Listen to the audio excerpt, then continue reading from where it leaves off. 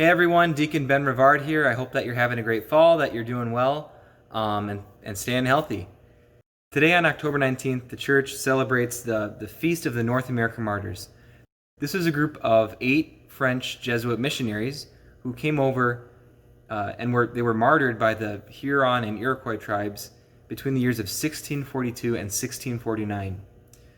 One of these men, Isaac Jogues, actually celebrated the first Mass in our diocese in Sault Ste. Marie in 1641. When you look at the lives of these men, you see incredible examples of courage and fortitude as they gave their lives. They sacrificed their lives to bring Jesus to others and to share him with the natives. They left the comforts of their own home in France to travel halfway across the world to bring the good news of Jesus to others who didn't know him. Each of these men ended up dying gruesome deaths for the sake of the gospel. Let's briefly look at each of them. Renego Peel, he was tortured and killed by a blow to the head with the tomahawk. Isaac Jogues, he endured a year of captivity and torture during which his thumb and his forefinger were cut off on his left hand, and his thumb and forefinger on his right hand were badly mutilated. He escaped to France only to come back a few years later and suffer martyrdom by being struck with a tomahawk. Jean de Lalande, he died with Isaac Jogues by being struck with a tomahawk. Antoine Danielle, he was killed by a raid at the mission where he served, and as the Hurons were approaching to attack the village, he advanced towards them holding a cross, and they shot him through his body in the chapel and burned it to the ground. Jean de Brébeuf, he was tortured the worst. He was burned with red hot tomahawks that were pressed into his flesh on his chest and his back. He was scalded with boiling water, burned, he had his nose cut off, and he was finished with a tomahawk to the jaw. Noel Chabanel, he was struck with a tomahawk in the middle of the night as he was traveling to a mission. Charles Garnier, he was shot and killed during an Iroquois raid on his village. Gabriel Lalemant, he was tortured with Jean de Brébeuf, and he was killed the day after that Jean was killed. Why do I bring up all these really gory details? I think it shows us the grit and the determination that these men had for bringing the gospel, bringing Jesus to others who didn't know him.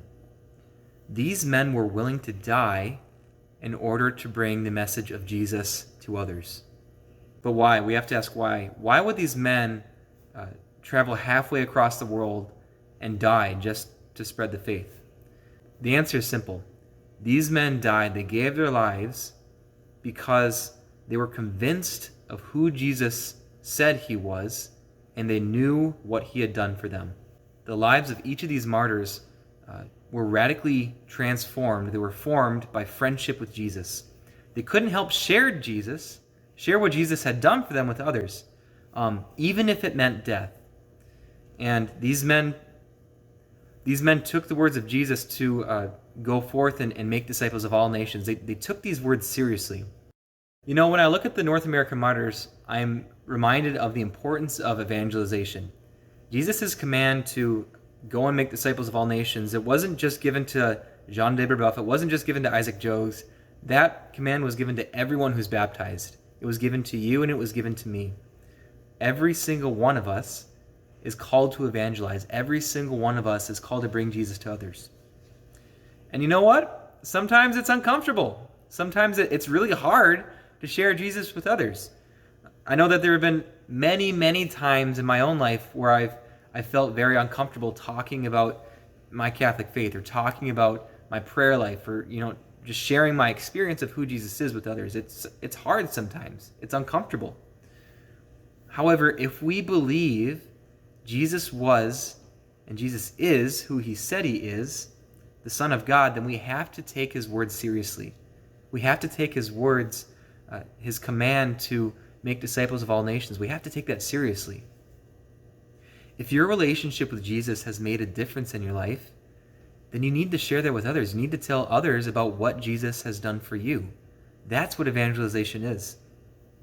Sometimes we think of evangelization as something like going off to a far-off land and handing Bibles out to people who haven't heard about who haven't heard about Jesus or haven't heard about the gospel. We think of it as this really big endeavor. Evangelization is something that's much more simple.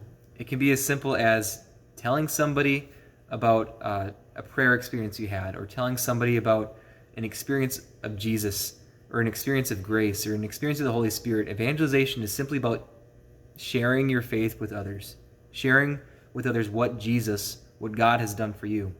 Can you imagine if everyone in the church took evangelization seriously, if we were telling everyone that we knew about what God has done for us, how transformative that would be for the church?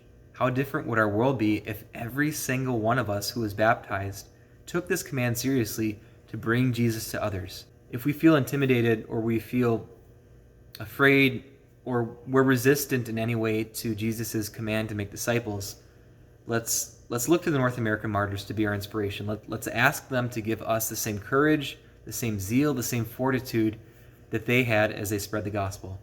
Let's not be afraid. Don't be afraid to share Jesus with others.